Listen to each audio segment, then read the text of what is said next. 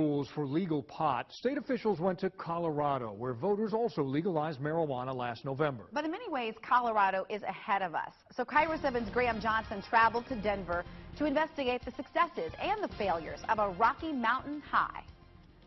It is a sea of green. In a Colorado warehouse, marijuana is legally grown on a scale unheard of in Washington. From seeds to buds, this is serious pot production. This is an extraordinary place to visit. This warehouse is 20,000 square feet. There are 2 levels, several rooms here for various stages of marijuana cultivation.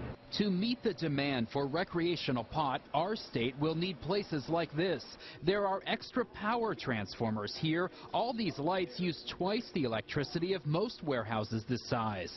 Security cameras are everywhere. Security's one reason growers asked us not to show employees or disclose the location. Now we're under audio and video surveillance. In a different Denver warehouse, Trip Kieber showed us the products his company makes with marijuana. At any given time, we're maintaining an inventory that probably is in excess of $1 million. Dixie Elixirs turns plants into oil, refines it for the highest concentration, and makes cannabis-infused products. There are baked goods, capsules, mints, and drinks. If I drink that whole thing, would I be very high?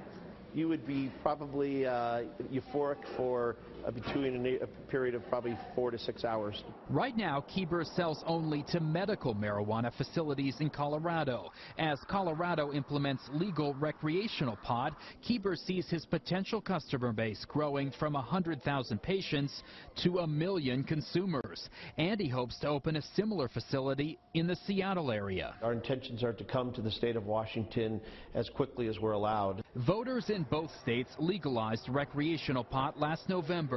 Washington with a citizens initiative, Colorado by constitutional amendment.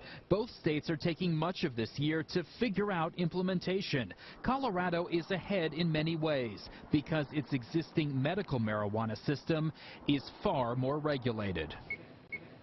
To prevent spillover into the black market, marijuana is closely tracked. Literally from seed to the sale. Colorado's medical marijuana industry has also seen failures. More than half the dispensaries that opened 3 years ago have closed, and Colorado requires retailers to grow 70% of what they sell.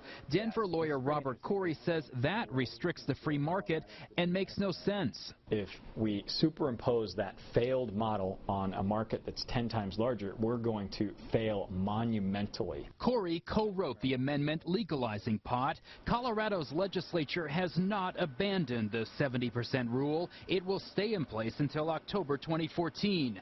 Corey praises Washington for keeping producers and retailers separate from the start. Your law actually makes more sense in that way because it outright prohibits market domination. As both states struggle with implementation, marijuana entrepreneurs in Colorado have been quicker to dive in. The first private pot clubs opened in Denver, and the state is far ahead on marijuana tourism.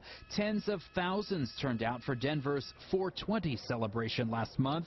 Matt Brown's new marijuana tourism company brought people here from as far away as Australia.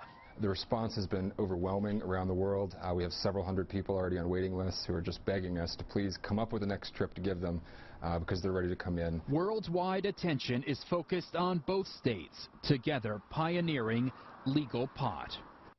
Legal marijuana must stay within the borders of the state where it was sold. Because pot is illegal under federal law, companies that sell cannabis products can't ship them between the states. And while the TSA says it isn't actively looking for marijuana at airports, the agency warns it might refer discoveries of pot to law enforcement. At KIROTV.com, you can weigh in on Graham's investigation into Colorado's pot laws. We've posted it under a special section called KIRO 7 Investigates. Again, all at KIROTV.com. Farmers presents 15 Seconds of Smart. So you want to drive more safely. Stop eating. Take deep breaths. Avoid bad weather. Get 8 hours. Turn it down. And, of course, talk to farmers. Hi. Hi. We are farmers. Bum, ba, bum, bum, bum, bum. 911, do you need police, fire, medical? Your system of are you police? Road. All right, we do have units en route to you, ma'am. Is he still there? he is, and he's trying to shut the garage door on me. Is he inside now? No, he's in his car, and he continually has his hand on his gun, and he keeps saying, step closer. He's just threatening all of us with his firearm. And he's going to shoot us. Okay. He punched my dad in the nose. My dad has a mark on his face. I saw his glasses were on the floor. He accosted my father and then took my iPad out of my hand and smashed it and cut it with a pocket knife. When we made our commitment to the Gulf, BP had two big goals. Help the Gulf recover.